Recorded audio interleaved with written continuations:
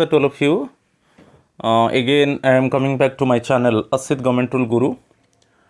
Today, for quick revision, I will discuss 51 MCQ related to the procurement of goods.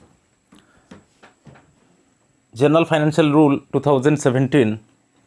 Procurement of goods and services. This part is very important one, and also it would be useful for you for facing interview or viva.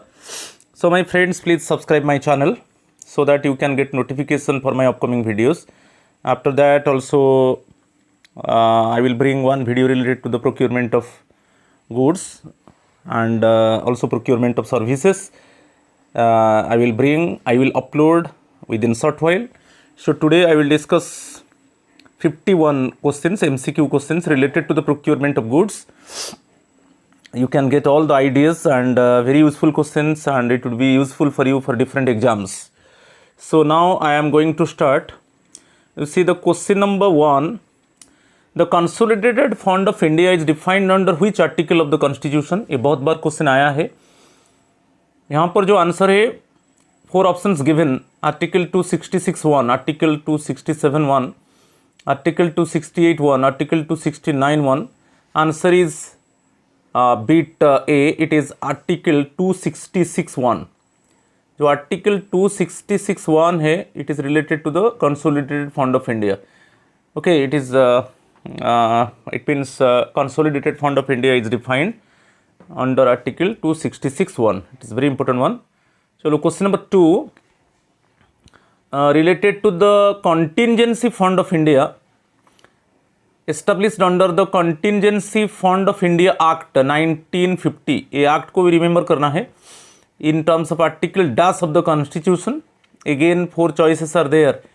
Article 266(1), article 267(1), article 268(1), D, article 269(1). Answer is bit B, article 267(1).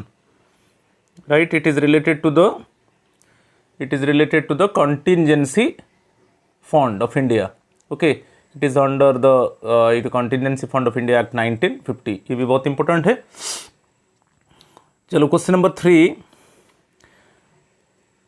Another very important question. The public account of India referred to in dash of the Constitution. Again 4 articles given. Article 266(2), article 267(1), article 268(1). And fourth one it is missing, so no doubt first you detect it. Actually first 3 options given. तो यहाँ पर जो answer है वो beat A है, article 266(2). क्योंकि जो article 266(1) है उसमें कंसोलिडेटेड फंड ऑफ इंडिया को डिफाइन किया गया है, और जो public account of India okay refer to in article 266(2). Right, answer is article 266(2) of the constitution. ये बहुत इंपॉर्टेंट है. Answer is bit A. चलो question number 4. Which item will not come under the purview of definition of goods? Okay, जो goods का definition है actually इसमें ऐसा कौन सा आइटम है जो इंक्लूड नहीं है? Basically which items are not included in the definition of goods? Actually जो रूल 143(1) है, राइट, जो rule GFR rule 143, okay, it is related to the basically definition of goods दिया गया है. अच्छा, इसमें जो है बेसिकली जो डेफिनेशन ऑफ गुड्स में क्या इंक्लूड नहीं है? Okay, 4 options given. Intangible products like software, patents, vehicle, aircraft, ships, books, publication, periodicals, vehicles, aircraft, ships. यहाँ पर जो आंसर है वो basically answer is bit C, books, publication, periodicals. ये डेफिनेशन ऑफ गुड्स नहीं है. जो बेसिकली रूल GFR रूल 143 आप देख लीजिए, इसको भी याद रखना है. Just you remember rule 143, it is related to the definition of goods. Books, publication, periodicals actually ये डेफिनेशन ऑफ गुड्स में इंक्लूड नहीं है. उसका एक एक्सप्लेनेशन है, आप देख लीजिए. यहाँ पर आंसर बिट सी है, तो उसमें आप देख लीजिए definition of goods. Right, under Rule 143, goods include all articles commodity, livestock, furniture, raw material, spares, instruments, machinery, equipment, industrial plant, vehicles, aircraft, ships, etc.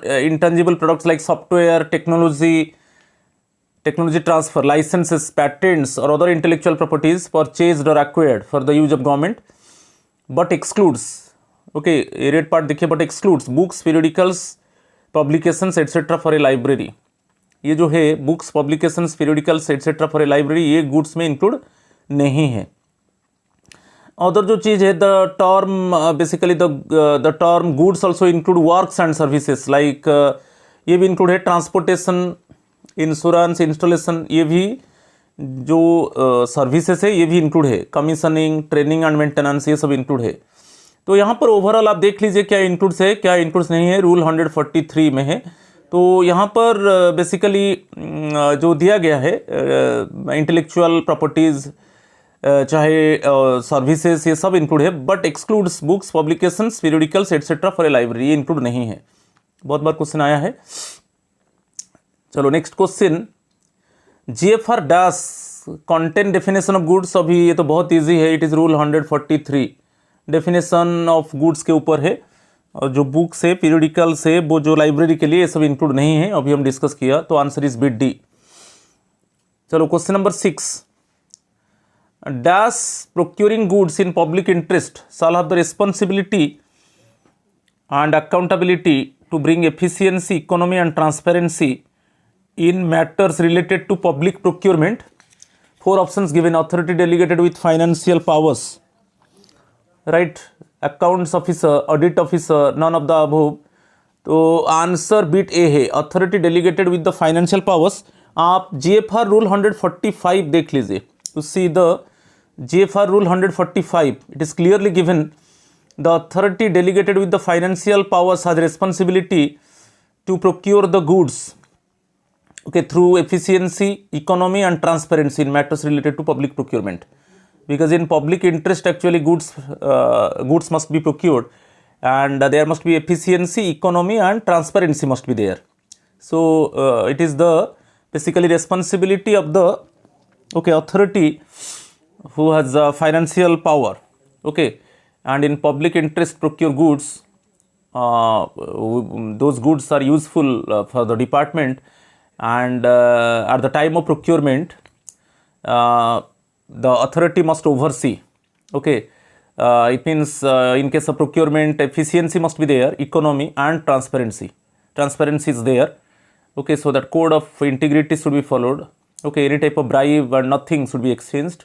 Economy means reasonable price goods must be procured, and efficiency ये specification, quality, और जो goods procure करना है जिस supplier से, उसका past experience क्या है, उसका जो मैन्युफैक्चरिंग एबिलिटीज़ को सब जज करना है, पर्टिकुलरली कमोडिटी का क्वालिटी को देखना है, उसका स्पेसिफिकेशंस को चेक करना है, ये सब आ जाता है.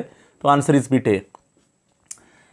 चलो question number 7, while making a public procurement the description of the subject matter should not contain which of the following: quantity of goods to be procured, a complete schedule of procurement cycle, technical specifications, a particular trademark, trade name और brand. अब देख लीजिए GFR rule 144, GFR rule 144 में fundamental principles है. इसमें clearly mention है, जब it means procurement के लिए बीड को इनवाइट किया जाता है, इसमें actually particular trademark, trade name और ब्रांड ये नहीं देना चाहिए बीड डॉक्यूमेंट में. तो वही दिया है, while making a public procurement the description of the subject matter should not contain which of the following. Answer is bit D. इसमें और सब रहना चाहिए. आप देख लीजिए जो fundamental basically rule 144 fundamental principles है, इसमें क्लियरली मेंशन है क्वांटिटी, कितना क्वांटिटी का गुड्स प्रोक्योर होगा, कंप्लीट शेड्यूल, ओके, कब बीड ओपन होगा और कब कॉन्ट्रैक्ट दिया जाएगा, पूरा कंप्लीट शेड्यूल है, प्रोक्योरमेंट साइकिल का शेड्यूल है. टेक्निकल स्पेसिफिकेशंस है, किस तरीके का टेक्निकल स्पेसिफिकेशंस क्या होना चाहिए, ठीक है, उसमें किस तरीके का सपोज गुड चाहिए, उसका क्वालिटी क्या होना चाहिए, ओके और कोई कॉस्टली मशीन से कि कॉस्टली इक्विपमेंट से उसका टेक्निकल स्पेसिफिकेशंस की जो कमर्शियल एग्रीमेंट्स कैसे होगा, ये सब क्लियरली मेंशन होता है. मगर basically when bid is invited, in this case basically particular trademark, trade name और brand, it must be avoided, ये नहीं देना चाहिए. ठीक है, तो यहाँ पर जो आंसर है बिट डी है. राइट, बहुत इंपॉर्टेंट है, बहुत बार क्वेश्चन आया है. राइट, चलो क्वेश्चन नंबर 8 को चलेंगे. In case of public procurement, care should also be taken to avoid purchasing quantities in excess of requirement to avoid dash transportation cost, inventory carrying cost, opportunity cost, surplus cost. Answer is bit B, inventory carrying cost. Actually जब procurement होता है, when the authority who has delegation of financial power, when he procure the commodity in case of public interest, in that case actually he must check that appropriate quantity of commodity must be procured. Excess quantity should not be procured. Excess quantity को procurement करना actually ठीक नहीं है, क्योंकि जितना quantity चाहिए, how much quantity of commodity should be procured, उतना ही करना चाहिए. Excess होने से क्या होता है ना, कैरिंग कॉस्ट आ जाता है. एक्सेस होगा तो कैरिंग कॉस्ट तो लगेगा. तो कैरिंग जो इन्वेंटरी कैरिंग कॉस्ट, जो उसको हम गोडाउन्स जैसा वेयरिंग हाउस में रखेंगे उसको, तो उसका कैरिंग कॉस्ट तो लगेगा. तो एक्सेस क्वांटिटी को हम प्रोक्योर नहीं करेंगे. Okay, so actually it must be checked by the authority. Okay, answer is bit B. ये भी आप देख लीजिए, GFR रूल 144 जो फंडामेंटल प्रिंसिपल्स है बेसिकली प्रोक्योरमेंट ऑफ गुड्स का, उसमें क्लियरली मेंशन है. राइट, चलो क्वेश्चन नंबर 9 को चलेंगे. Dash shall prepare annual procurement plan before the commencement of the year and the same should also be placed on their website. Procuring authority, liaison officer, ministries और departments और basically competent authority. वो question दिया है, dash shall prepare annual procurement plan before the commencement of the year and the same should also be placed on their website. Basically answer is bit C, ministries or departments. The respective department or respective ministry shall prepare annual procurement plan before the commencement of the year. Okay, जो new year जो start होने से पहले वो annual procurement plan एक बनाएंगे और उसका जो है उनका वेबसाइट में उसको भी अपलोड करेंगे. ठीक है, तो basically answer is bit C, ministries और डिपार्टमेंट्स. चलो question number 10. Which fundamental principle is essential for an authority delegated with financial powers for procuring goods in public interest. Okay, जो फंडामेंटल प्रिंसिपल्स में बताया GFR 144 में mention है, responsibility and accountability, ये correct है. ठीक है, और basically fair and equitable treatment of suppliers, ये भी ठीक है. Promotion of competition in public private भी ठीक है. तो यहाँ पर आंसर होगा बिट डी होगा. आंसर बिट डी होगा. राइट, तो ये सब fundamental principle, responsibility and accountability, fair and equitable treatment of suppliers, suppliers को एक्चुअली इक्वली ट्रीट करना है. प्रमोशन ऑफ कंपटीशन, कंपटीशन को प्रमोट करना है पब्लिक प्रोक्योरमेंट में.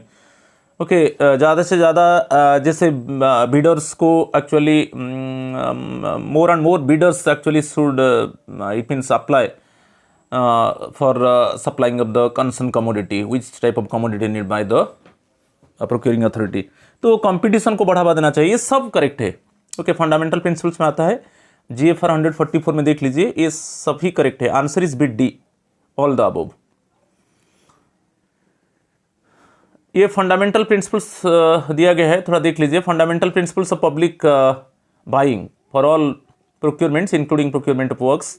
Every authority delegated with the financial powers of procuring goods in public interest shall have the responsibility and accountability to bring efficiency, economy and transparency in matters relating to public procurement and for fair and equitable treatment of suppliers and promotion of competition in public procurement. 3 चीज़ आपको ध्यान देना है.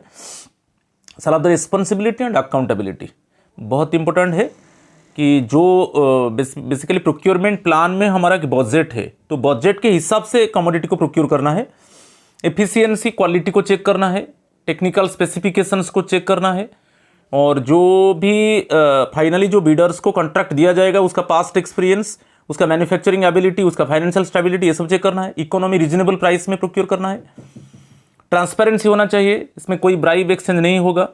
ऐसा कोई bidders को suppose contract दे दिया जाएगा जो बेसिकली नहीं देना चाहिए, और due to exchange of bribe वहाँ पर कोड ऑफ इंटीग्रिटी का कॉन्ट्रावेन किया जाएगा, ये सब नहीं हो सकता। तो ट्रांसपेरेंसी मेंटेन होना चाहिए। जो भी बिडर्स को कॉन्ट्रैक्ट दिया जाएगा वो सही बिडर्स को दिया जाएगा, जो भी हमारा जो टेक्निकल स्पेसिफिकेशंस है और जो फाइनेंशियल बेसिकली बिड्स को ठीक से एवेलुएट किया जाएगा, टेक्निकल बिड्स को ठीक से एवेलुएट किया जाएगा। ठीक है, तो यहाँ पर clearly responsibility and accountability. Next one, fair and equitable treatment of suppliers and promotion of competition.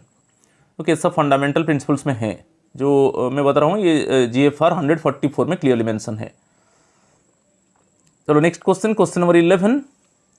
Dash rule of GFR contain fundamental principles of public buying for all procurements including procurement of works. ये मैं बता चुका हूँ बहुत बार। Answer is bit B, rule 144। Okay, GFR 144 आप देख लीजिए, फंडामेंटल प्रिंसिपल्स है, इसको बहुत बार बोल चुका हूँ। चलो question number 12। Dash ensure publicity of items through GeM government e market place for prospective suppliers. 4 options given: JAM SPV, Central Purchase Organization, Director of Stores and Stationaries, Ministry of Information and Broadcasting. JAM SPV. Okay, answer is bit A. Government e-marketplace special purpose vehicle. JAM SPV has the responsibility, okay, to ensure publicity of items through the JAM. Okay, जो JAM portal में जो भी goods available है, जो भी items available है, उसका publicity किसका रिस्पॉन्सिबल है? JAM SPV का। JAM SPV has responsibility to periodically actually it means make publicity of items through JAM। Okay, answer is bit ए।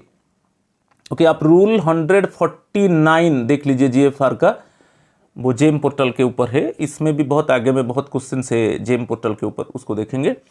ठीक है, तो JAM SPV। चलो क्वेश्चन नंबर 13, यहाँ पर थोड़ा JAM SPV के ऊपर देख लीजिए।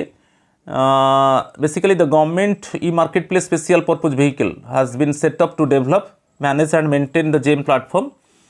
The government e market place special purpose vehicle a section 8 non profit private limited company under the ministry of commerce. इसको याद रखना है, private limited company under the ministry of commerce. ये मिनिस्ट्री ऑफ कॉमर्स बहुत important है।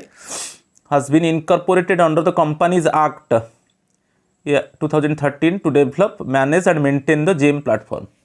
ठीक है, यहाँ पर 2-3 क्वेश्चन आ सकता है। एक प्राइवेट लिमिटेड कंपनी है, ओके, जो मिनिस्ट्री ऑफ कॉमर्स में काम करता है, और अकॉर्डिंग टू कंपनीज एक्ट 2013, ये भी इंपॉर्टेंट है, to manage and maintain the JAM platform. The JAM SPV would provide an end-to-end online marketplace for central and state government ministries, departments, public sector undertakings, autonomous institutions and local bodies for procurement of common use goods and services in a transparent and efficient manner. With this decision, the company would replace, ये बहुत important है, the company would replace the Directorate General of Supplies। देखिए, जो JAM पहले था DGS&D, directorate general of supplies and disposal पहले था, जो JAM प्लेटफॉर्म को मेंटेन कर रहा था। अभी JAM SPV उसको रिप्लेस किया। JAM SPV already replaced directorate general of supplies and disposal which is under the commerce ministry. तो अभी JAM SPV जो JAM पोर्टल का जो प्लेटफॉर्म है उसको कंट्रोल कर रहा है, राइट। ये थोड़ा आपको ध्यान देना है। अभी चलेंगे question number 13। Common use goods and services available on JAM are required to be procured mandatorily through JAM as per GFR rule. तो मैं अभी JAM के ऊपर बताया कि जो JAM पोर्टल के ऊपर है वो GFR 149, जनरल फाइनेंशियल रूल 149 देख लीजिए। Answer is bit C. जो भी common use goods and services जब JAM पोर्टल में है तो it is mandatory for the procuring entities.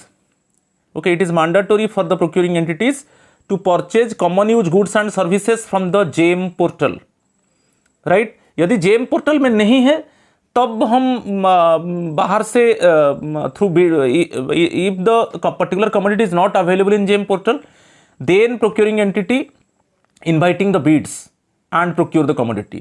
मगर वो जेम पोर्टल में है तो ये मैंडेटरी है बेसिकली डिफरेंट डिपार्टमेंट्स जो है सेंट्रल गवर्नमेंट का कि स्टेट गवर्नमेंट का कि ऑटोनोमस बॉडीज़ का कि पब्लिक सेक्टर अंडरटेकिंग्स ओके वो उनके लिए मैंडेटरी है, वो प्रोक्योर करेंगे जेम पोर्टल से। तो वही है जो common use goods and services दिया है available on GeM are required to procure mandatorily through GeM as per rule 149, क्योंकि जेम पोर्टल के ऊपर जो रूल है 149 इसके ऊपर भी क्वेश्चन आ सकता है, राइट। चलो question number 14, the government procuring entity purchase goods up to dash from any registered supplier on GeM. Any registered supplier से बेसिकली गुड्स को प्रोक्योर करना है, मगर अमाउंट क्या होना चाहिए? Answer is bit B up to ₹25,000, up to ₹25,000 है। It means worth of goods can be procured from the GeM portal through any registered supplier, क्योंकि जेम पोर्टल में जो गवर्नमेंट ई मार्केट प्लेस जो portal है उसमें कुछ registered suppliers है। वो सप्लायर्स को रजिस्टर्ड कौन करता है? बेसिकली सप्लायर्स को रजिस्टर्ड करता है GeM SPV. Okay, government e market place जो जेम एसपीवी है, वो जेम एसपीवी है, उसका रिस्पॉन्सिबिलिटी है वो सप्लायर्स को रजिस्टर्ड करेगा, उनका पूरा डिटेल्स चेक करेगा, उनका पास्ट रिकॉर्ड, उनका मैन्युफैक्चरिंग एबिलिटी, उनका फाइनेंशियल स्टेबिलिटी, उनका जो डिलीवरी ऑफ द गुड्स है, ये पूरा चेक करेगा। ओके, उनको रजिस्टर्ड करता है एक्चुअली जेएमएसपीबी। तो worth of goods up to ₹25,000 can be purchase from the GeM portal from any registered supplier. ठीक है, ये बहुत इंपॉर्टेंट है। तो आंसर इज बिट बी। जो रजिस्ट्रेशन के ऊपर है वो आप देख लीजिए 150 जीएफआर रूल 150 देख लीजिए, right. GFR general financial rule 150, वहां पर रजिस्टर्ड सप्लायर्स, कैसे सप्लायर्स को रजिस्टर्ड किया जाता है वो क्लियरली मेंशन है, अभी मैं बताया। तो जेएमएसपी भी क्या क्या चेक करेगा? बेसिकली सप्लायर को रजिस्टर करने से पहले, ओके, बिफोर एक्चुअली रजिस्ट्रेशन, जेएमएसपी भी thoroughly check the manufacturing ability of the supplier, past performance कि suppose after getting contract basically जो गारंटी एंड वारंटी सर्विस, उसका फाइनेंशियल स्टेबिलिटी, ये सब चेक करके ओके जो पर्टिकुलर बिडर है कि सप्लायर है उसको रजिस्टर किया जाता है। चलो question number 15, it is given above ₹25,000 and up to ₹5 lakh through the GeM seller having lowest price amongst the available sellers of dash different manufacturers. तो जब वर्थ ऑफ गुड्स आपको याद रखना है above ₹25,000 and up to ₹5 lakh, यदि GeM portal से basically जो commodities है ये तो प्रोक्योरिंग एंटिटी के लिए मैंडेटरी है। Basically it is mandatory for the procuring entities to procure the goods from the GeM portal. अब ये मैंडेटरी है, नहीं है तो बाहर से बिडिंग होगा। तो यदि worth of goods above ₹25,000 and up to ₹5 lakh, तब यहां पर जो having lowest price among the available seller, जो भी अवेलेबल सेलर्स है एटलीस्ट 3, मिनिमम 3 सेलर्स को डिटेक्ट करना है। तो यहां पर जो है आंसर बिट बी है, पहले मैं बता देता हूं, एटलीस्ट 3, एटलीस्ट उससे ज्यादा हो सकता है।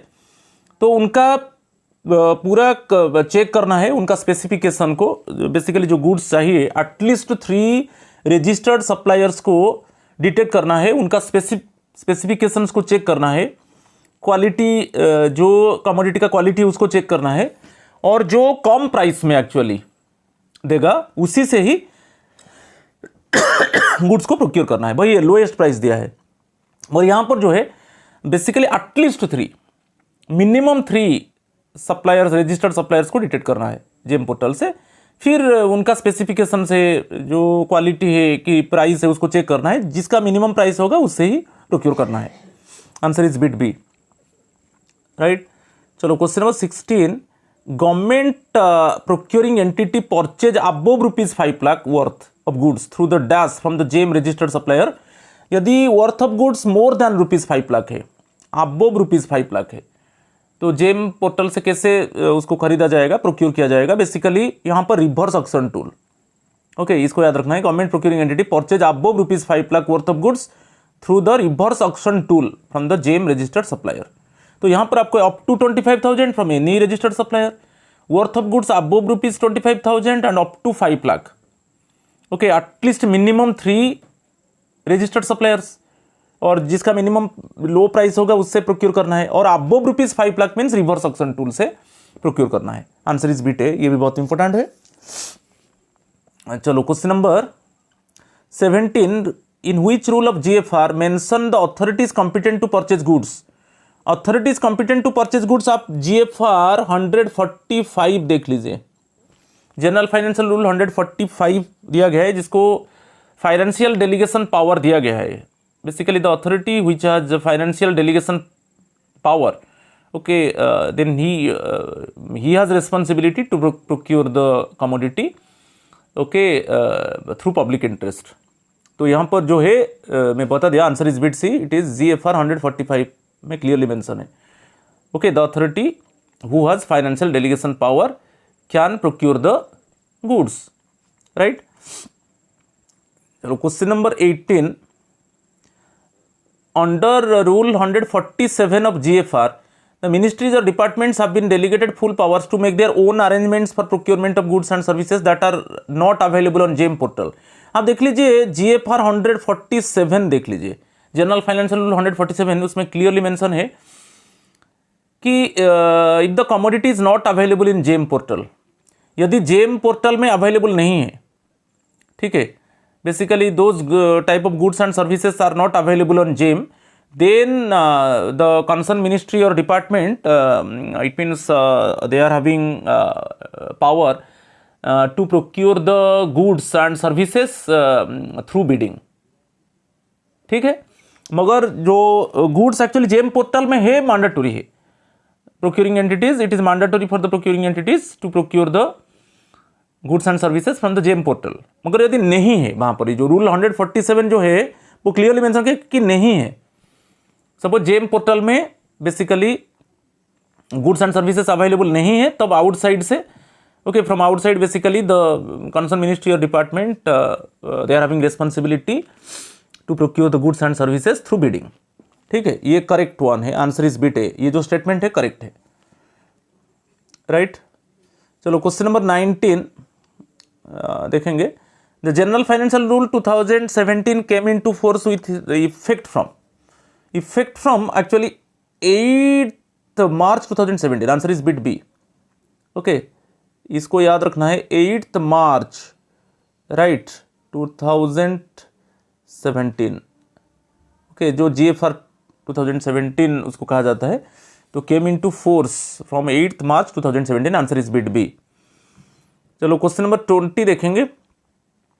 Dash will ensure adequate publicity including periodic advertisement of the items to be procured through GEM for the prospective suppliers and also check the credential of the suppliers on GEM। ये तो बहुत easy है, basically जो GEM SPV, answer bit B है, जो GEM SPV है,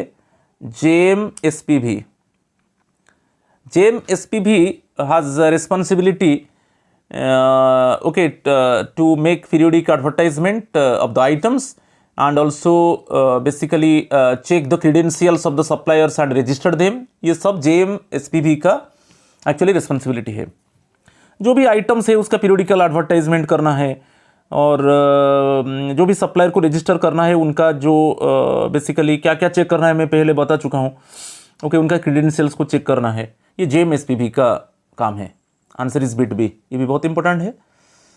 चलो question number 21 statement दिया है, common use goods and services available on GeM are required to be procured mandatorily by the government entities through them. ये भी बहुत करेक्ट है, क्योंकि अभी मैं बोल चुका हूँ कि जो जेम पोर्टल में जो भी गुड्स एंड सर्विसेज अवेलेबल है, तो it is mandatory for the procuring entity to procure this goods and services from the GeM portal.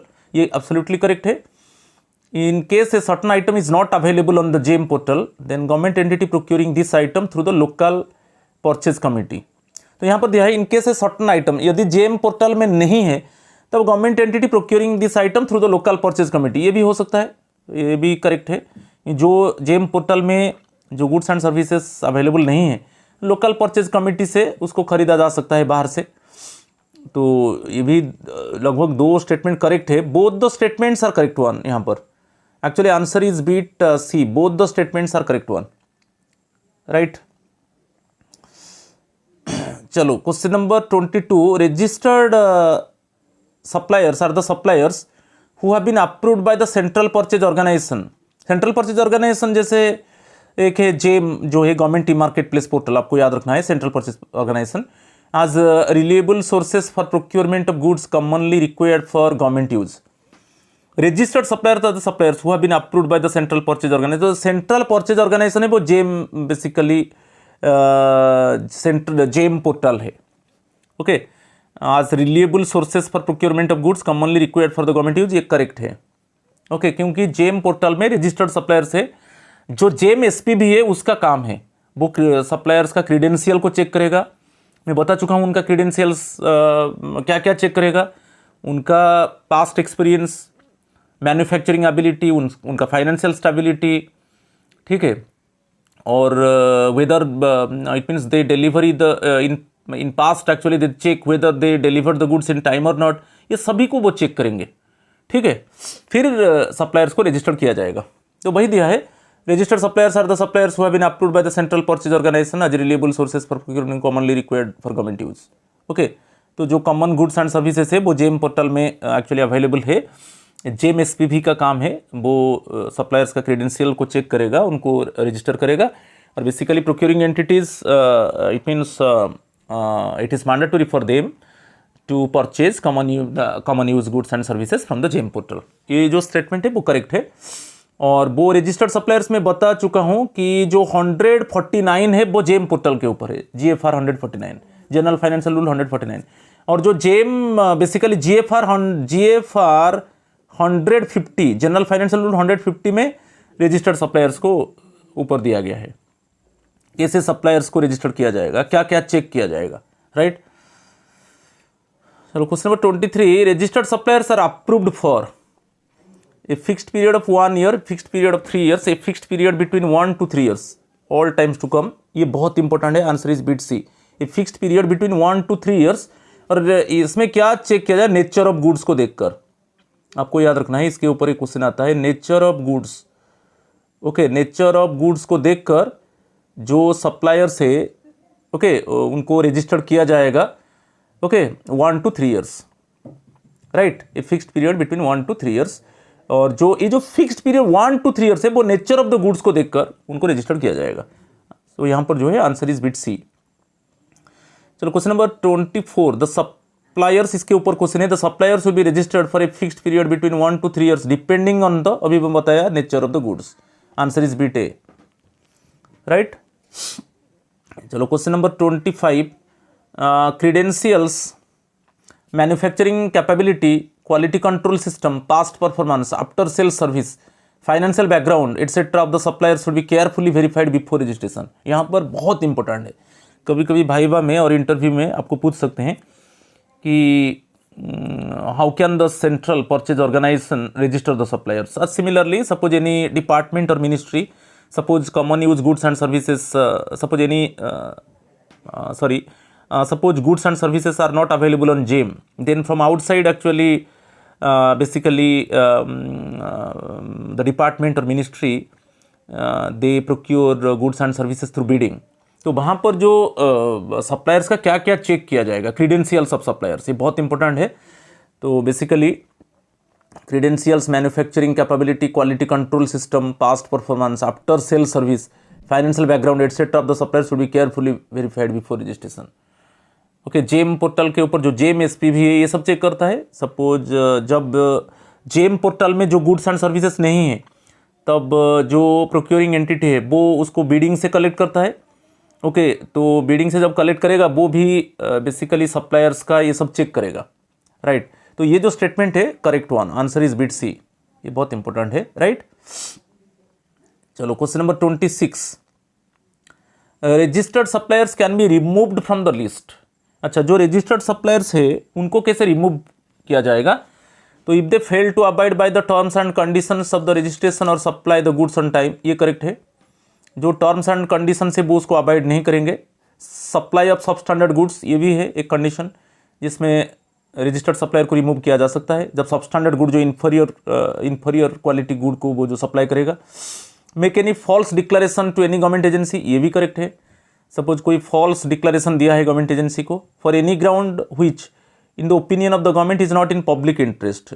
Government का जो ओपिनियन है वो देख रहा है कि जो भी ऐसा कुछ ग्राउंड है जो पब्लिक इंटरेस्ट के फेवर में नहीं है, तो ये सभी केस में जो रजिस्टर्ड सप्लायर्स है उसको लिस्ट से रिमूव किया जा सकता है। ठीक है, आंसर इज बिट ई, इस आंसर इज बिट ई, इसको देख लीजिए, ये सब पॉइंट्स को थोड़ा रिमेंबर कर दीजिए, उसके ऊपर क्वेश्चन भी ट्विस्ट होकर आ सकता है। राइट, चलो क्वेश्चन नंबर 27 चलेंगे। Purchase of goods may be made without inviting quotations, okay, और bids up to a value of. तो आप देख लीजिए जो रूल जीएफआर आप 154 देख लीजिए, purchase of goods without quotation, आप जीएफआर 154 को देख लीजिए, okay, procurement of goods without quotation, और वहां पर जो वर्थ ऑफ गुड्स होना चाहिए up to basically ₹25,000, up to a value of ₹25,000। Purchase of goods may be made without inviting quotations, quotations जरूरत नहीं है, और bids up to a value of ₹25,000। जब वर्थ ऑफ गुड्स जो होगा अप टू ₹25,000 होगा, उसको विदाउट कोटेशंस में प्रोक्योर किया जा सकता है। राइट, आंसर इज बीट सी, ये बहुत इंपॉर्टेंट है। अब जीएफआर 154 ये जो रूल है वो भी आ सकता है, जीएफआर 154 के ऊपर क्वेश्चन आ सकता है। तो procurement of goods without quotation, answer is bit C. चलो क्वेश्चन नंबर 28, यहां पर देखेंगे local purchase committee, purchase of goods may be made on the recommendations of a duly constituted local purchase committee. Local purchase committee होता है basically subordinate offices of the department, subordinate offices of the department में local purchase committee जिसमें members होते हैं, okay, जिससे basically 3 members होते हैं। तो वो जाकर कोटेशंस लाएंगे, जो भी सपोज गुड्स को प्रोक्योर करना है जो जेम पोर्टल में नहीं है, जो गुड्स उसको बेसिकली प्रोक्योर करना है, और वो वैल्यू होगा कितना, above ₹25,000 up to ₹2.5 lakh. Answer भी डी होगा। ओके, ये जो रूल 100 जीएफआर रूल 155 आप देख लीजिए, ये दिया है purchase of goods by purchase committee, purchase of goods by purchase committee. तो परचेज कमिटी के द्वारा, ठीक है, परचेज कमिटी के द्वारा जो गुड्स प्रोक्योर किया जाएगा उसका वर्थ क्या होगा, more than ₹25,000 up to 2.5 lakh, इतना। ओके, जो रेंज है उसको याद रखना है, अबव ₹25,000 और अप टू 2.5 लाख। ठीक है, परचेज कमिटी जो मेंबर्स है वो जाएंगे, स्पेसिफिकेशंस लाएंगे, और स्पेसिफिकेशंस को कंपेयर किया जाएगा, और जिसका लोएस्ट प्राइस होगा उससे एक्चुअली गुड्स को प्रोक्योर किया जाएगा। राइट, ये रूल आप जीएफआर 155 देख लीजिए, purchase of goods by purchase committee. Right, चलो next question, under GFR dash in case a certain item is not available on the GeM portal, purchase of goods on each occasion may be made on the recommendations of a daily constituted local purchase committee consisting of 3 members. Local purchase committee consists of 3 members upon appropriate level as decided by the head of the department. यहाँ पर दिया है देखो, in case certain item is not available on the JAM. First one, ऐसा कुछ items है जो GeM में अवेलेबल नहीं है, तब लोकल परचेज कमिटी से उसको प्रोक्योर किया जाएगा। जो लोकल परचेज कमिटी में members 3 members, okay, basically 3 members actually decided by the head of the department, और जो सबऑर्डिनेट बेसिकली ऑफिसेस है, जो हेड ऑफ द ऑफिस है बेसिकली वो जिसके पास आप जैसे सबऑर्डिनेट्स ऑफ द डिपार्टमेंट देख लीजिए, जो basically subordinate of the department जिसके पास जो अथॉरिटी के पास फाइनेंशियल पावर है वो डिसाइड करेंगे 3 मेंबर्स। और यहाँ पर याद रखना है basically local purchase committee means above rupees 25,000 and up to 2.5 lakh, जो वर्थ ऑफ गुड्स होगा above ₹25,000 and up to 2.5 lakh. ठीक है, तो इस केस में ये जो दिया है मैं अभी बताया था, जीएफआर 155 में क्लियरली मेंशन है, GFR 155 purchase of goods by purchase committee, मगर यहाँ पर जो रेंज होगा वर्थ ऑफ गुड्स होगा ये more than ₹25,000 and up to 2.5 lakh. Local purchase committee में 3 मेंबर्स होते हैं, वो जाकर कोटेशंस लाएंगे। ठीक है, कोटेशंस को कंपेयर किया जाएगा, उसका स्पेसिफिकेशंस को चेक किया जाएगा, जिसका लोएस्ट प्राइस होगा उससे खरीदा जाएगा। राइट, चलो question number 30, registered suppliers are eligible for consideration for procurement of goods through dash. जो जेम पोर्टल में जो रजिस्टर्ड सप्लायर्स है आर एलिजिबल, सपोज आउटसाइड में प्रोक्योर की, सपोज कोई पर्टिकुलर डिपार्टमेंट और subordinate offices of the department उनके पास रजिस्टर्ड सप्लायर्स है, ओके तो इस केस में registered suppliers are eligible for consideration for procurement of goods through ये लिमिटेड टेंडर इंक्वायरी। जो लिमिटेड टेंडर इंक्वायरी है वो क्लियरली मेंशन किया है, आप देख लीजिए, बेसिकली GFR 162 देख लीजिए, GFR 162 देख लीजिए, limited tender enquiry. First limited tender enquiry में क्या है, वर्थ जो है more than 2.5 lakh up to 25 lakh, ठीक है, more than 2.5 lakh, more than, okay, up to 25 lakh, up to 25 lakh limited tender enquiry होगा। इसमें क्या होगा, ऑटोमेटिकली जो रजिस्टर्ड सप्लायर्स है तो पर्टिकुलर ऑफिस के पास कि पर्टिकुलर प्रोक्यूरिंग एंटिटी के पास जो रजिस्टर्ड सप्लायर्स है तो उनको डायरेक्टली इनवाइट किया जाएगा कि वो उनका बिडिंग डॉक्यूमेंट्स को सबमिट करने के लिए, ठीक है, वो डायरेक्टली सबमिट कर सकते हैं मगर लिमिटेड टेंडर इंक्वायरी में।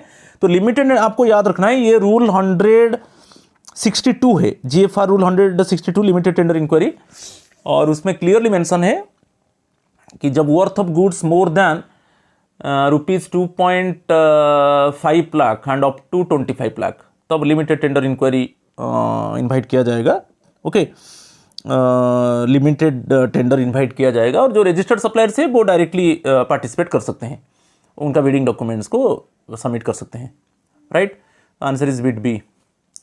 चलो क्वेश्चन नंबर 31, वही लिमिटेड टेंडर इंक्वायरी के ऊपर मैं बताया, should be used for procurement of goods of estimated value. Basically आप देख लीजिए GFR 162 अभी मैं बता चुका हूं, जो वैल्यू होगा more than above 2.5 lakh and up to rupees 25 lakh, answer is bit B. The worth of goods above rupees 2.5 lakh and up to rupees 25 lakh. तो फर्स्ट है जो जेम पोर्टल में नहीं है, ओके, जेम पोर्टल में नहीं है क्योंकि जेम पोर्टल में जो है वो मैंडेटरी है प्रोक्योरिंग एंटिटी के लिए, वहां से वो परचेज करेगा। और जो फर्स्ट वन जेम पोर्टल में नहीं है तो फिर आ जाएंगे जब worth of goods, value of goods above rupees 2.5 lakh and up to rupees 25 lakh तब लिमिटेड टेंडर इंक्वायरी, ओके, जो बेसिकली बिडिंग डॉक्यूमेंट्स को इनवाइट किया जाएगा और जो रजिस्टर्ड सप्लायर्स है बेसिकली सबऑर्डिनेट जो डिपार्टमेंट है कि पर्टिकुलर डिपार्टमेंट है उसके पास जो रजिस्टर्ड सप्लायर्स है वो डायरेक्टली पार्टिसिपेट कर सकते हैं, आंसर इज बिट बी। चलो क्वेश्चन नंबर 32 देखेंगे, द नंबर ऑफ सप्लायर्स, ये भी बहुत इंपॉर्टेंट है, the number of suppliers in limited tender inquiry should be, okay, the number of suppliers in limited tender inquiry should be more than 3 होना चाहिए, माने should be more than 3 means at least 4, ये भी आ सकता है, आपको याद रखना है, at least should be more than 3 यानी एटलीस्ट 4 नंबर ऑफ सप्लायर्स होना चाहिए लिमिटेड टेंडर इंक्वायरी में, ये याद रखना है, ओके। कभी कभी भूल हो जाता है, आप 3 मान लो, यहाँ पर जो है आपको मोर than 3, should be more than 3 means कभी कभी एटलीस्ट भी दे, सपोज क्वेश्चन में आएगा एटलीस्ट 4, राइट, तो यहाँ पर should be more than 3, answer is bit C. तो एटलीस्ट 4 और more than 3 suppliers should be participated in limited tender inquiry. चलो question number 33, in limited tender inquiry bidding documents may be send to the registered suppliers for the goods to be purchased by dash. जो registered suppliers है उनको जो bidding documents actually send किया जाएगा, कैसे किया जाएगा, स्पीड पोस्ट, रजिस्टर्ड पोस्ट में किया जा सकता है, कोरियर में, ईमेल में, all of the above, answer is bit D. ये सभी में जो रजिस्टर्ड सप्लायर्स है उनको बिडिंग डॉक्यूमेंट्स, ओके, ये जो मीडियम्स है उसमें भेजा जा सकता है, okay, in case of limited tender enquiry सभी करेक्ट है, स्पीड पोस्ट, रजिस्टर्ड पोस्ट में भेजा जा सकता है, कोरियर में, ईमेल में, आंसर इज बिट डी। चलो question number 34, bid security is obtained from the bidders except. जो बीड सिक्योरिटी लिया जाता है, हम जानते हैं कि बेसिकली जो कॉन्ट्रैक्ट वैल्यू होगा, जो एस्टिमेटेड वैल्यू होगा, जितना वर्थ ऑफ गुड्स को प्रोक्योर किया जाएगा उसका 2 to 5% एक बीड सिक्योरिटी एक्चुअली 2 to 5% होता है। और बीड सिक्योरिटी आप देख लीजिए GFR 170 देख लीजिए, जनरल फाइनेंशियल रूल 170 देख लीजिए, और वहां पर जो बीड सिक्योरिटी 2 to 5% होता है of the estimated value of goods and services, to 5% estimated value of goods and services. अच्छा, बीड सिक्योरिटी क्यों बेसिकली जो प्रोक्योरिंग एंटिटी है वो बीड सिक्योरिटी क्यों लेता है?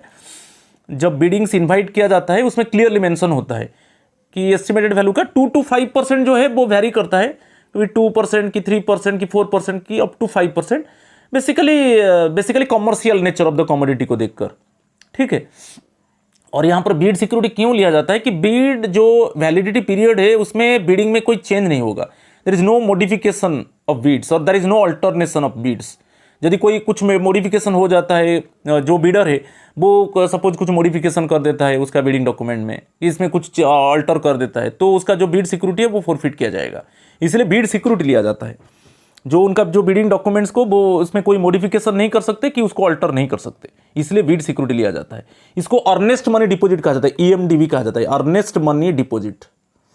तो bid security is obtained from the bidders except, किसी से, यहां पर जो क्वेश्चन है किससे एक्चुअली बीड सिक्योरिटी नहीं लिया जाएगा?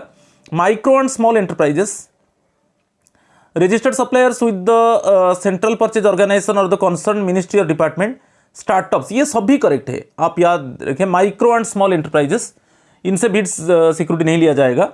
और जो रजिस्टर्ड सप्लायर्स है, सेंट्रल परचेज ऑर्गेनाइजेशन जैसे जेम पोर्टल में जो रजिस्टर्ड सप्लायर्स है वो पार्टिसिपेट करेंगे बीडिंग में, उनसे बीड सिक्योरिटी नहीं लिया जाएगा। और जो स्टार्टअप्स है, okay, as recognized by the department of industrial policy and promotion, DIPP आपको याद रखना है, department of industrial policy and promotion, जो भी स्टार्टअप्स है उनसे भी बीड सिक्योरिटी नहीं लिया जाएगा। आंसर जो होगा बीट डी है answer, all of the above. बहुत इंपॉर्टेंट क्वेश्चन है। चलो 35 चलेंगे। Of all items of textiles required by central government department, it shall be mandatory to make procurement, right, of dash from amongst items of handloom origin for exclusive purchase from KVIC and or handloom clusters। यहाँ पर जो है answer है beat C, at least 20%।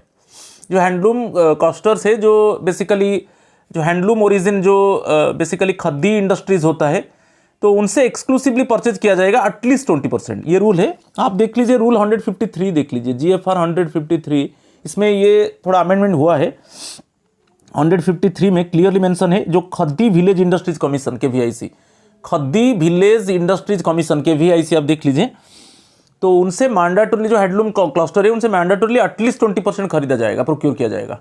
ये basically rules 153 में है, right. Rule 153 में clearly mention है, तो आंसर इज बिट सी। चलो क्वेश्चन नंबर 36 देखेंगे कि above 5 lakh government buyer purchase through GeM using online e bidding और reverse auction tool but except the sector. हम जानते हैं कि जेम पोर्टल से सपोज जो गुड्स को प्रोक्योर किया जाएगा उसका वैल्यू मोर देन 5 लाख होगा तो रिवर्स ऑक्शन टूल में जाएंगे। और इसमें बेसिकली कौन सा सेक्टर है जो इसमें नहीं आता है? तो आपको याद रखना है ऑटोमोबाइल्स। अभी भी ऑटोमोबाइल्स के लिए वही ₹30 लाख वही पहले जो था अभी भी है। ओके, ये जो क्वेश्चन बहुत इंपॉर्टेंट है। Above 5 lakh government buyer purchase through GeM using online bidding, e bidding और रिवर्स ऑक्शन टूल, जो ऑनलाइन बोली में जो होता है ऑनलाइन ई बिडिंग और reverse auction tool, but except the sector automobiles. Automobiles के लिए लागू नहीं है, ये वही है अप टू ₹30 लाख है। ओके, ऑटोमोबाइल्स के लिए जो 30 लाख जो बी लाइन है वही है अभी, राइट। क्वेश्चन नंबर 36 है। चलो क्वेश्चन नंबर 37 को चलेंगे। एडवर्टाइज टेंडर इंक्वायरी अभी देखेंगे। एडवर्टाइज टेंडर इंक्वायरी आपका बेसिकली रूल 100 GFR रूल आप देख लीजिए 161। तो एडवर्टाइज टेंडर इंक्वायरी कब होगा? जब worth of goods more than 25 lakh होगा, मोर देन 25 लाख, क्योंकि अभी हम जानते हैं अप टू ₹25,000 कोटेशन जरूरत नहीं है। मोर देन ₹25,000 टू 2.5 लाख वो local purchase committee. Limited tender enquiry के लिए more than 2.5 lakh up to 25 lakh. और जो एडवर्टाइज टेंडर इंक्वायरी है वो मोर देन 25 लाख। यदि worth of goods more than by estimate of goods more than estimate of goods and services more than 25 lakh होगा। Okay, more than 25 lakh, 25 lakh. Advertise tender inquiry should be used for procurement of goods of estimated value. Okay, यहाँ पर जो answer है आप देख लीजिए 25 lakh and above, answer is beat A. ठीक है, ये रूल आप 161 देख लीजिए, GFR rule advertise tender enquiry, इसमें क्लियरली मेंशन है। जब estimation of goods basically it is ₹25 lakh and above, तब एडवर्टाइज टेंडर इंक्वायरी में जाएंगे, right. Question number 38, in case of advertised tender inquiry, ordinarily the time allowed for submission of bids from the date of publication of the notice inviting tender or availability of bidding document for sale, whichever is later should be। तो जिस date में actually notice publish हुआ Beed documents को submit करने के लिए, ठीक है, the time allowed for submission of bids submission of bids from the date of publication of the notice inviting tender और available bidding document for sale which is later should be. तो यहाँ पर जो ऑर्डिनरी टाइम दिया जाएगा जो Beed documents को submit करने के लिए, मिनिमम 3 वीक्स आपको याद रखना है, मिनिमम 3 वीक्स।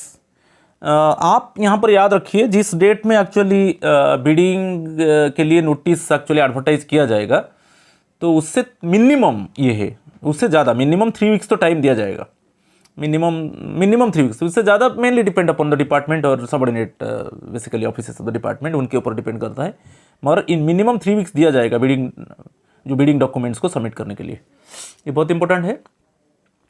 चलो question number 39, when the department contemplates obtaining bids from abroad the minimum period should be kept as dash for both domestic and foreign bidders. यदि डिपार्टमेंट कॉन्टेम्पलेट कर रहा है कि जो बिडिंग इन्वाइट किया जाएगा अब्रोड से, आपको याद रखना है मोर देन 2 करोड़ होगा, जो एस्टिमेटेड वैल्यू होगा मोर देन बेसिकली मोर देन 200 करोड़। इसके ऊपर एक क्वेश्चन है, ओके, मगर यहाँ पर देखेंगे आगे में, when the department contemplates obtaining bids from abroad, यदि जो बिडिंग है वो अब्रोड से इन्वाइट किया जाएगा, तब मिनिमम जो टाइम दिया जाएगा मिनिमम 4 वीक्स दिया जाएगा।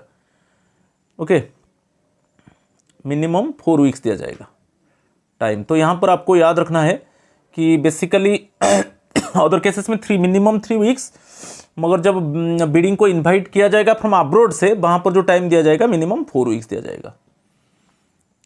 ओके, अभी जो obtaining bids from abroad means actually जो वैल्यू होगा more than 200 crore, more than 200 crore होगा, तो वो बाहर से एक्चुअली बिडिंग इनवाइट किया जाएगा, क्योंकि ये रूल है यदि इंडिया में अवेलेबल नहीं है। ओके, सपोज जैसे कोविड वैक्सीन की बात बोल रहा हूँ, सपोज जैसे वैक्सीन सपोज प्रोक्योर करना है और वो इंडिया में उस तरीके का वैक्सीन नहीं है, हम बाहर से प्रोक्योर करेंगे, मगर वो जो वर्थ होगा मोर देन 200 करोड़ होना चाहिए। ऐसा कोई भी सपोज आप देख लीजिए, जो भी गुड्स एंड सर्विसेज वो अवेलेबल नहीं है इंडिया में, तो हम बाहर से हम इन्वाइट करेंगे, मगर उसका जो वैल्यू होगा मोर देन 200 करोड़ होना चाहिए according the ministry of expenditure. ठीक है, अच्छा, मिनिमम 4 वीक्स, उससे ज़्यादा हो सकता है इसमें जो बिडिंग डॉक्यूमेंट्स को सबमिट किया जाएगा। चलो क्वेश्चन नंबर 40 को चलेंगे। In special case the estimated value of the procurement is more than ₹25 lakh through limited tender inquiry on the following conditions. आपको यहाँ पर याद रखना है ऐसा कुछ कंडीशंस है जो जब worth of goods actually more than 25 lakh है, हम जानते हैं मोर देन 25 लाख होगा तो एडवर्टाइज टेंडर इंक्वायरी, पर कभी कभी कुछ केस में worth of goods more than ₹25 lakh है, फिर भी लिमिटेड टेंडर इंक्वायरी से उसको बेसिकली एडवर्टाइज किया जाता है लिमिटेड टेंडर इंक्वायरी, तो इसको प्रोक्योर किया जाएगा basically through limited tender inquiry. मगर एक्चुअली रूल के हिसाब से मोर देन ₹25 लाख होगा तो एडवर्टाइज टेंडर इंक्वायरी को फॉलो करना है। और ऐसा कुछ केस है more than worth of goods more than ₹25 lakh but limited tender inquiry को फॉलो किया जाएगा। तो यहाँ पर दिया है ऑप्शन देख लीजिए, in urgent condition the department does not want to make additional expenditure to procure the goods, ये करेक्ट है। ऐसा कुछ अर्जेंट कंडीशन है, जब एडवर्टाइज टेंडर इंक्वायरी से गुड को प्रोक्योर किया जाएगा, ऐसा कुछ एडिशनल एक्सपेंडिचर लगेगा, इसके लिए डिपार्टमेंट क्या कर रहा है ना, वो लिमिटेड टेंडर इंक्वायरी से उसको प्रोक्योर करना चाहता है। और सेकेंड वन क्या है, it will not be in public interest to procure the goods through advertise tender inquiry, ये पब्लिक इंटरेस्ट में नहीं है। यदि एडवर्टाइज टेंडर इंक्वायरी से प्रोक्योर किया जाएगा वो पब्लिक इंटरेस्ट का फेवर में नहीं जाएगा, ये भी करेक्ट है। चलो देखते हैं, दोनों स्टेटमेंट करेक्ट है, both the statements correct one, answer is bit b, both the statements correct one, right. उसको थोड़ा अच्छे से देख लीजिए, क्वेश्चन ट्विस्ट होकर आ सकता है। चलो question number 41, the bidders are required to furnish earnest money और bid security within bid validity period, because मैं अभी बोल चुका हूँ आपको, जो बीड सिक्योरिटी और अर्नेस्ट मनी, जब बीडर्स एक्चुअली उसका बीडिंग डॉक्यूमेंट सबमिट करता है तब बीड सिक्योरिटी भी सबमिट करता है। तो बेसिकली बीड सिक्योरिटी जो होगा वो 2 to 5%, कितना होगा मैं बोला था 2 to 5% of the estimated value of the goods. जो estimation of value of the goods होगा उसका 2 to 5% वो बीड सिक्योरिटी के आकार में देगा बीडर, जब बीडिंग डॉक्यूमेंट्स वो सबमिट करेगा। जो 2 to 5% जो वैरी करता है बेसिकली मैं बताया आपको commercial nature of the commodity को देखकर होता है। ये क्यों, जो बीड सिक्योरिटी का अल्टरनेट नेम है EMDA, अर्नेस्ट मनी डिपॉजिट इसको कहा जाता है। तो क्यों बीड सिक्योरिटी बीडर सबमिट करता है, क्योंकि जो बीड वैलिडिटी पीरियड है उसमें बीडर्स क्या करेगा, उसमें बीड को विथड्रॉ नहीं करेगा, ये करेक्ट है, वो बीड को विथड्रॉ नहीं करेगा। बीड को विथड्रॉ कर दिया तो उसका जो बीड सिक्योरिटी है वो फॉरफिट हो जाएगा, और बीड में कोई चेंजेस नहीं ला पाएगा, कोई मॉडिफिकेशंस कोई अल्टर नहीं कर पाएगा। ये दो चीज़ बहुत इंपॉर्टेंट है, इसलिए वो बीड सिक्योरिटी देता है। जो एस्टिमेटेड वैल्यू ऑफ गुड्स है उसका 2 to 5% वो बीड सिक्योरिटी देता है। क्लियर? क्योंकि वो उसका बीडिंग को विथड्रॉ नहीं कर सकता बीड वैलिडिटी पीरियड के अंदर, और उसमें कोई मॉडिफिकेशन और अल्टर नहीं कर सकता। ये करता है तो उसका जो बीड सिक्योरिटी है वो फॉरफिट हो जाएगा, राइट? तो यहाँ पर जो आंसर होगा बीड सी होगा, आइदर ए और बी। ओके, बहुत इंपॉर्टेंट है। आप देख लीजिए जो GFR रूल 170 है वो बीड सिक्योरिटी के ऊपर है, राइट? चलो question number 42, the amount of bid security में बहुत बार बता चुका हूं, amount of bid security should ordinarily range between 2 to 5% of the estimated value of the goods to be procured. Answer is bit b, right? बहुत easy है। चलो question number 43 को चलेंगे। बीड सिक्योरिटी में भी एक्सेप्टेड, बीड सिक्योरिटी को कैसे accept किया जाएगा? Basically account pay demand draft correct है, fix deposit receipt, bankers cheque, bank guarantee from any of the commercial banks और payment online in acceptable form, ये सभी है एनी ऑफ द अबव, इसको याद रख लीजिए। बीड सिक्योरिटी जो 2 to 5% of the estimated value of the goods को जो बीडर्स से एक्सेप्ट किया जाएगा, basically Bidder's must submit Beed security and range is 2 to 5% of the estimation of the value of the goods. और ये जो 2 to 5% है basically it is mainly depend upon the commercial nature of the goods, ठीक है? तो यहाँ पर Beed security जो जमा किया जाएगा वो कैसे किया जाएगा ना, account pay demand draft, fix deposit receipt, bankers cheque, bank guarantee from any of the commercial banks और पेमेंट ऑनलाइन इन एक्सेप्टेबल, ये सभी ठीक है, करेक्ट है। Answer is BT। चलो क्वेश्चन नंबर 44 को चलेंगे। Bid security normally remains valid for a period of dash beyond the final bid validity period. Final bid validity means basically finally contract दे दिया गया, एक पर्टिकुलर बीडर को, particular supplier को contract दे दिया गया, तो उसके बाद एक्चुअली बीड सिक्योरिटी कितना दिन तक वैलिड होगा? Basically 45 days. Bid security normally remains valid for a period of 45 days beyond the final bid valid. Final bid validity period means basically contract दे दिया गया, पर्टिकुलर बीडर को कॉन्ट्रैक्ट दे दिया गया, और सभी बीडर्स तो बीड सिक्योरिटी जमा कर चुके हैं, सभी बीडर्स को तो फाइनली कॉन्ट्रैक्ट नहीं दिया जाएगा, एक पर्टिकुलर बीडर को दे दिया गया। तो उसके बाद एक्चुअली कितना दिन तक वो वैलिड रहेगा जो bid security? Basically 45 days. Answer bit b है, राइट? चलो क्वेश्चन नंबर 45 तो देखेंगे। Bid security of unsuccessful bidders, जो अनसक्सेसफुल बीडर्स है जिनको एक्चुअली कॉन्ट्रैक्ट नहीं मिला, should be return to them. उनका जो बीड सिक्योरिटी लिया गया था उसको रिटर्न कर दिया जाएगा। कब रिटर्न किया जाएगा? तो फर्स्ट ऑप्शन है at the earliest after expiry of the final bid validity, ये भी करेक्ट है। जो final bid validity means, final bid validity means आप समझ लीजिए कॉन्ट्रैक्ट दे दिया गया सप्लायर को, पर्टिकुलर सप्लायर को कॉन्ट्रैक्ट दे दिया गया, तो उसके बाद इमीडिएटली उनका बीड सिक्योरिटी को रिटर्न कर दिया जाएगा। और एक ऑप्शन है लेटेस्ट, ये भी बहुत इंपॉर्टेंट है, लेटेस्ट ऑन और before the 30th day after the award of the contract. तो ये दोनों एक्चुअली करेक्ट है। तो यहाँ पर आंसर जो है आइदर ए और बी। जब फाइनल बीड वैलिडिटी पीरियड खत्म होने के बाद ईयरलीस्ट जितना जल्दी उनको दे दिया जाएगा, और ये है जो अवार्ड ऑफ द कॉन्ट्रैक्ट दे दिया गया, ओके, उससे आप काउंट कर लो 30 डेज के अंदर, लेटेस्ट ऑन और before the 30th day after the award of the contract, जो कोई भी, ठीक है, आइदर ए और बी। ये बहुत इंपॉर्टेंट है, क्वेश्चन ट्विस्ट होकर आ सकता है। तो क्वेश्चन नंबर 46, अच्छा, in place of bid security, the ministries or departments may require bidders to sign a bid securing declaration accepting the suspension in the following conditions.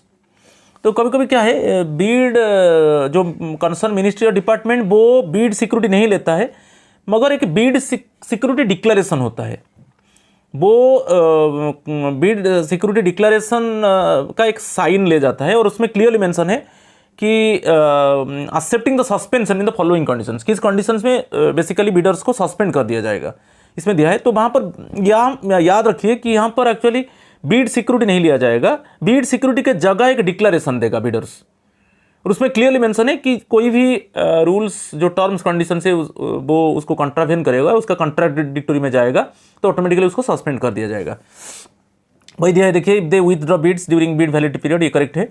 modify their bids during bid validity period, ठीक है। If they are awarded the contract and they fail to sign the contract, उनको award किया गया contract मगर वो contract को sign नहीं किए। To submit a performance security before the deadline, जो परफॉर्मेंस सिक्योरिटी वो जमा करेंगे वो बिफोर द डेडलाइन हो गया। तो ये सभी है, एनी ऑफ द अबव, ये सभी को याद कर दिए। Answer is BT, any of the above condition. एक बीड सिक्योरिटी डिक्लेरेशन होता है in place of A Beed security. The ministries of departments may require bidders to sign a bid security declaration accepting the suspension in the following conditions. तो यहाँ पर Beed security जमा नहीं करेगा bidders, वो एक डिक्लेरेशन एक्चुअली देगा और उसमें ये सब पॉइंट्स को फॉलो किया जाएगा। इस पॉइंट्स को बेसिकली वो फॉलो नहीं करेगा तो उसको सस्पेंड कर दिया जाएगा, राइट। इसमें भी क्वेश्चन ट्विस्ट होकर आ सकता है। चलो question number 47, Beed security of successful bidder should be returned. Okay, यहाँ पर एक याद रखना है, और this is the performance security. Answer is BT। जब परफॉर्मेंस सिक्योरिटी जब रिसीव किया जाएगा तब उसका बीड सिक्योरिटी इमीडिएटली उसको रिटर्न कर दिया जाएगा। ये भी बहुत इंपॉर्टेंट है। परफॉर्मेंस सिक्योरिटी आप देख लीजिए, GFR 171, ओके। और परफॉर्मेंस सिक्योरिटी बेसिकली 5 to 10% होता है। जिसको कॉन्ट्रैक्ट मिलेगा, ओके, जिसको कॉन्ट्रैक्ट दे दिया गया वो 5 to 10% एक परफॉर्मेंस सिक्योरिटी देगा।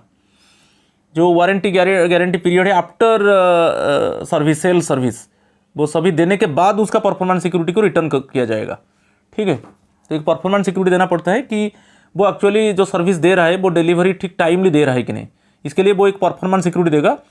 बेसिकली जो वर्थ ऑफ गुड्स होगा, जो एस्टिमेशन होगा, उसका 5 to 10% वो परफॉर्मेंस सिक्योरिटी देगा। और ये जो जिसको कॉन्ट्रैक्ट मिलेगा, जिसको अवार्ड ऑफ कॉन्ट्रैक्ट जिस बिडर को, सप्लायर को मिलेगा, वही 5 to 10% ऑफ द जो estimated value of the goods है उसका 5 to 10% वो परफॉर्मेंस सिक्योरिटी देगा, राइट। तो bid security of successful bidder should be, अच्छा, जो सक्सेसफुल, यहाँ पर Beed security of successful bidder, जो पर्टिकुलर बीडर जो जिसको अवार्ड ऑफ कॉन्ट्रैक्ट दे दिया गया, उसका बीड सिक्योरिटी को कब रिटर्न कर दिया जाएगा। क्योंकि हम अनसक्सेसफुल बीडर जो है कैसे उनका बीड सिक्योरिटी को रिटर्न किया जाएगा उसको मैं एक्सप्लेन कर चुका हूँ। मगर यहाँ पर जो है सक्सेसफुल बीडर, उनका बीड सिक्योरिटी को कैसे रिटर्न किया जाएगा ना, जब वो परफॉर्मेंस सिक्योरिटी जमा करेगा उसका बीड सिक्योरिटी को उसको दे दिया जाएगा, राइट। तो ये सक्सेसफुल बीडर के लिए है। और every successful bidder must submit performance security, it is 5 to 10% of the contract value, 5 to 10% of the contract value, ठीक है। और उसका परफॉर्मेंस को जज किया जाएगा और पूरा वारंटी गारंटी सर्विस देगा, उसके बाद उसका परफॉर्मेंस सिक्योरिटी को रिटर्न कर दिया जाएगा। तो question number 48, the amount of performance security should ordinarily range between, अभी मैं बताया, 5 to 10% ऑफ द कॉन्ट्रैक्ट। जो कॉन्ट्रैक्ट वैल्यू होगा उसका 5 to 10% जो सक्सेसफुल बीडर है जिसको अवार्ड ऑफ कॉन्ट्रैक्ट दे दिया गया, वो क्या करेगा, कॉन्ट्रैक्ट वैल्यू का 5 to 10% वो परफॉर्मेंस सिक्योरिटी के आकर में जमा करेगा, ठीक है। जब वो जो आफ्टर सेल सर्विस है, ओके, जो आफ्टर सेल सर्विस है वो देने के बाद उसका परफॉर्मेंस सिक्योरिटी को रिटर्न किया जाएगा। Answer is BT। आप देख लीजिए GFR 171, जनरल फाइनेंशियल रूल 171, इसमें परफॉर्मेंस सिक्योरिटी के ऊपर है। चलो कुछ ये दे दिया गया, performance security to ensure due performance of the contract. Performance security is to be obtained from the successful bidder awarded the contract. Unlike contracts of works and plants, in case of contracts for goods, the need for the performance security depends on the, ये दिया है, इसको याद रखें। In case of contract for goods, the need for the performance security depends on the market conditions and commercial practice for the particular kind of goods, इसको याद रखना है। ये जो परफॉर्मेंस सिक्योरिटी लिया जाता है ना 5 to 10% of the contract value, वो मेनली डिपेंड करता है market conditions and commercial practice for the particular kind of goods. Performance security में बी फर्निश्ड, कैसे होगा, account pay demand deposit, fix deposit receipt from A commercial bank, bank guarantee from A commercial bank और online payment, ये सभी में होगा performance security जमा किया जाएगा। Performance security should remain valid for a period of, ये बहुत इंपॉर्टेंट है, performance security remain valid for a period of 60 days beyond the date of completion of all contractual obligations of the supplier including warranty obligations। मैं अभी बताया था जो भी warranty obligation है पूरा आफ्टर सेल सर्विस देने के बाद 60 days के लिए वो वैलिडिटी होगा। Okay, bid security should be refunded to the successful bidder on receipt of performance security, ये तो अभी मैं डिस्कस कर चुके हैं हम। ओके, चलो उसको थोड़ा देख लीजिए। अच्छा, performance security should remain valid for a period of dash, performance security should remain valid for a period of, क्या बताया हमें, 60 days, valid of 60 days beyond the date of completion of all contractual obligations of the supplier including warranty obligations, ये बहुत important है, आप इसको याद कीजिए। ओके, जो भी वारंटी गारंटी कंडीशंस है वो पूरा होने के बाद परफॉर्मेंस सिक्योरिटी को रिटर्न किया जाएगा और उसका वैलिडिटी जो होगा 60 days होगा आफ्टर ऑल कॉन्ट्रैक्चुअल ओब्लिगेशंस, वही दिया है, beyond the date of completion of all contractual obligations of the supplier including warranty obligations, तो उसके बाद 60 days वैलिडिटी होगा परफॉर्मेंस सिक्योरिटी का। चलो क्वेश्चन नंबर 50, अभी जो पैंडेमिक सिचुएशन आया था इसमें basically normally performance security actually 5 to 10% होता है और उसको 31 December 2021 तक उसको कम कर दिया गया था, उसको 3% कर दिया गया था ओनली पैंडेमिक के लिए। वो पीरियड जा चुका है। अब the value of the contract till date 31 December 2021 due to pandemic situation in the country, actually normally 5 to 10% of the contract value होता है।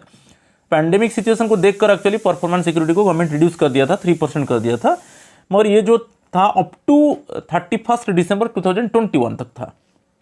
ठीक है, इसका लास्ट क्वेश्चन देखेंगे। स्टेटमेंट्स दिया गया है in case of limited tender और in advertise tender inquiry, late bid should be considered after approval. Late bids actually जो है ये 165 आप देख लीजिए, 165 कोई लेट बीड्स को एक्सेप्ट नहीं किया जाएगा। ओके, लेट बीड्स को एक्सेप्ट नहीं किया जाएगा। लेट बीड्स, ये करेक्ट है, late bids should not be considered, late bids considered after paying penalty, no. तो ओनली जो है सेकेंड स्टेटमेंट करेक्ट है। Okay, statement 2 is correct one, late bids should not be considered, यही correct है। Answer is bit d. Late bids के ऊपर 165 आप देख लीजिए, जीएफआर 165 आप देख लीजिए, जीएफआर लेट बीड्स के ऊपर है। ओके, जो टाइम दिया गया है उसके अंदर एक्चुअली बिडिंग डॉक्यूमेंट्स को सबमिट करना है, कोई लेट बीड्स को एक्सेप्ट नहीं किया जाएगा। राइट, ये जो 51 क्वेश्चंस था, इसके बाद मैं फिर और इट मीन्स और एक वीडियो अपलोड करूंगा related to the procurement of goods. Please my friends subscribe my channel Asit Government Tool Guru. Thank you and namaskar to all of you.